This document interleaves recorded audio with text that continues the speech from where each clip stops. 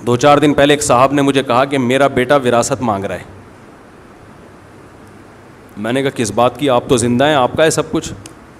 کہہ رہے نہیں بیٹا بھی, بیوی بھی پیچھے پڑے ہوئے ہیں, ہمیں ہمارا حصہ دو. آپ کو پتہ ہے میں الٹے مشورے دینے میں ماہر آدمی ہوں, مجھ سے مشورہ لینے سے پہلے سوچا کرو.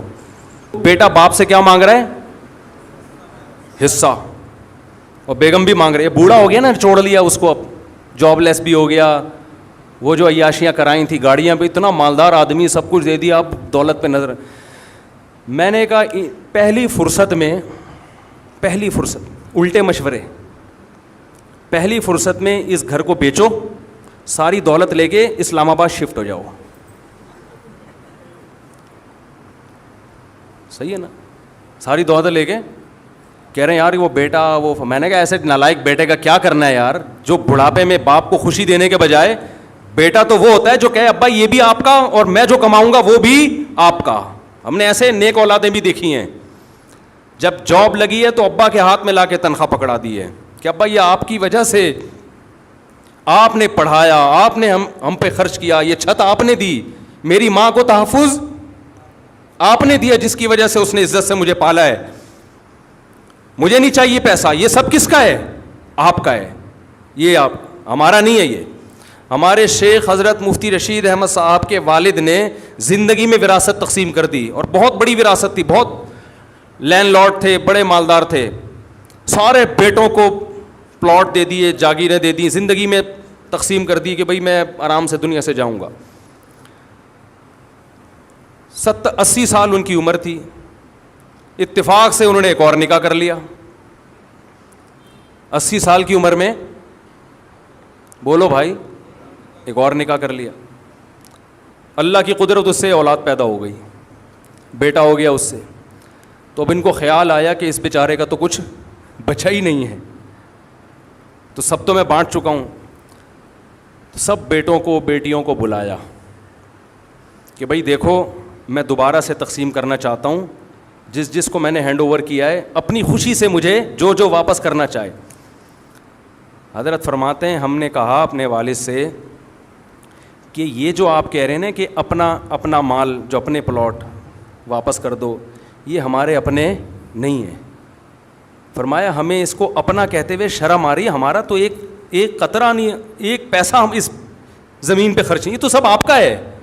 دیکھو شرعی لحاظ سے تو بیٹے مالک بن گئے تھے, لیکن اخلاقیات بھی کوئی چیز ہوتی ہے نا, مالک بنایا تو آپ نے, ہمارا کہاں سے ہو گیا. حضرت فرماتے ہیں یہ تو ہمیں والد صاحب کے منہ سے یہ جملہ بہت برا لگ رہا تھا کہ یہ ہمارا کیوں کہہ رہے ہیں, یہ بولیں لاؤ میرے پلاٹ واپس کرو. جو غیرت مند اولادیں ہوتی ہیں ان کا ایٹیٹیوڈ یہ ہوتا ہے کہ باپ نے جو چیز دے دی اس کو بھی باپ کا مال سمجھ رہے ہیں, اپنا نہیں سمجھ رہے. جو بے شرم اولادیں ہوتی ہیں وہ باپ سے ان حصہ مانگ رہی ہوتی ہیں. ایک دھیلا تمہارا خرچ نہیں ہوا اس کو خریدنے میں, سارا تمہارے باپ نے دیا, تم کیسے مانگ رہے ہو؟ نبی نے کیا فرمایا؟ انت و مالک لابیک, فرمایا تو اور تیرا مال تیرے باپ کا ہے. زندگی میں اولاد جو کما رہی ہے وہ باپ کو لا کے دے. باپ پھر وہ کہے کہ نہیں بھائی یہ تم کما رہے ہو تو تم خود رکھو اپنے پاس.